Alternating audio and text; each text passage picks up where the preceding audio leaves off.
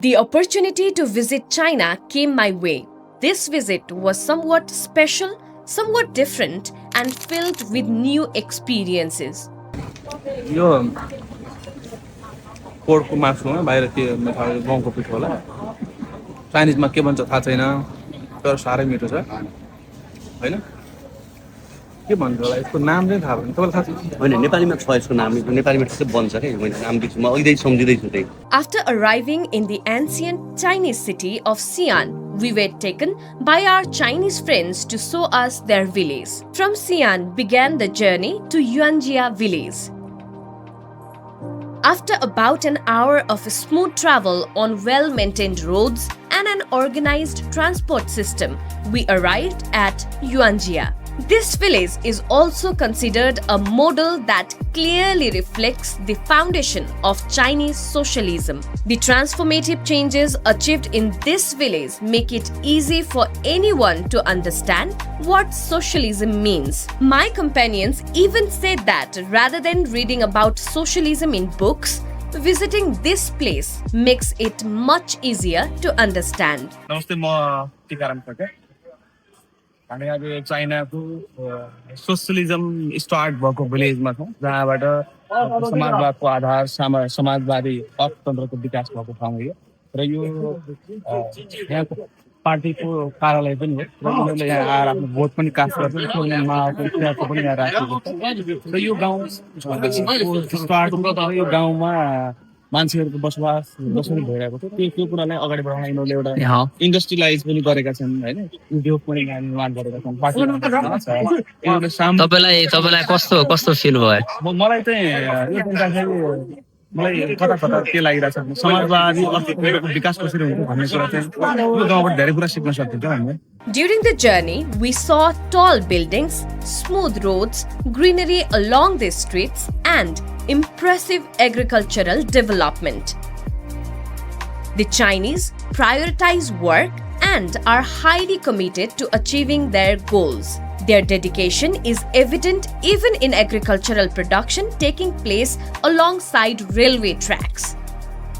Our visit to Yuanjia village was therefore naturally special. The village receives a large number of tourists. It has ample parking space, charging stations, and sufficient basic facilities such as toilets. One particularly interesting sight was grapes hanging abundantly from a structure built over the parking area. This led to a discussion among us that nothing is impossible if people truly decide to make it happen. Cars parked below and grapes flourishing above. We continued our walk. We reached the entrance gate of the village where a slogan was written, "Never forget the original intention and keep the mission in mind." This reflects how conscious the Chinese are of their responsibility and purpose. Yuanjia village has transformed from extreme poverty into a model of collective business, tourism, sustainable development, and rural revitalization. A key figure behind this transformation was a local leader of the Communist Party of China, Guo Yulu. In the 1970s, this village was extremely underdeveloped and poor. Today, it is regarded as one of the China's most exemplary rural development models. In the winter of 1970, Guo Yulu took charge as the 36th team leader of Yuanjia and began organizing villagers, laying the foundations for one of the country's largest poverty elevation movements. Despite having only a junior high school education, Guo Yulu became a nationally recognized model worker and an outstanding entrepreneur due to his practical knowledge and grassroots leadership. He worked based on a socialist collective prosperity model. His guiding belief was that development should benefit the entire community, not just a few individuals, and he strictly implemented this principle. Today, the village stands as a successful example of China's socialist development model. Even today, business activities in Yuanjia village are conducted collectively. The village has developed into a commercial hub, Farming families now live in apartments, while the village itself functions as a tourism and business center. A portion of the revenue generated from shops and restaurants is allocated to the village's communal fund. Even those who rent commercial space contribute a fixed amount to the collective system.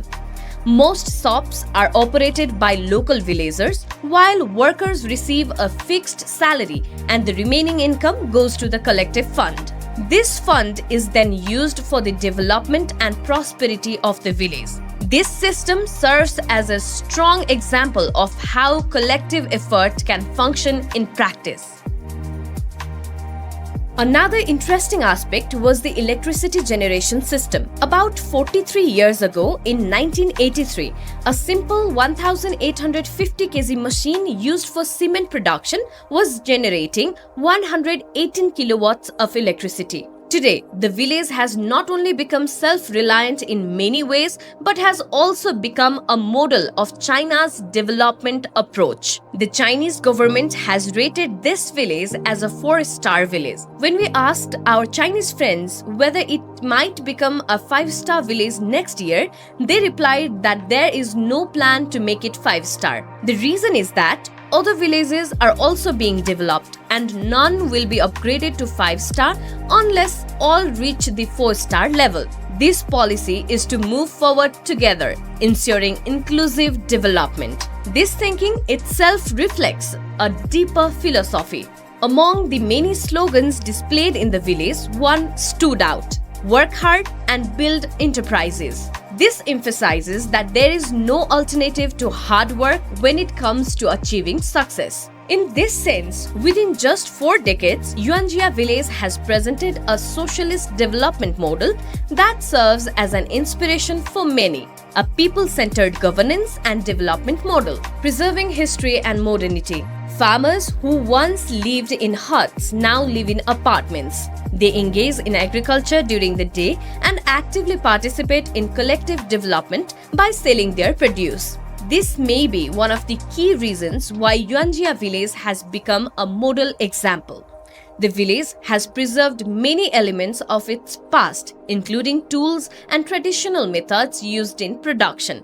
Like water mills used in our country, they still grind flour using traditional methods. Similar to our traditional oil extraction tools, coal, they use heavy wooden mechanisms to extract oil. They also use traditional methods for grinding chilies and plowing fields with wooden plows. This is not just about similarity, it reflects their pride in history. They want future generations to understand how today's China was built. Their belief in hard work, collective spirit, and strong leadership demonstrates that development and prosperity are not distant goals if guided by determination and unity. Yuanjia village has taught us that if we can build an honest leadership system rooted in collective effort and hard work, development is never far away. Thank you, Yuanjia. Thank you, Guo Yulu.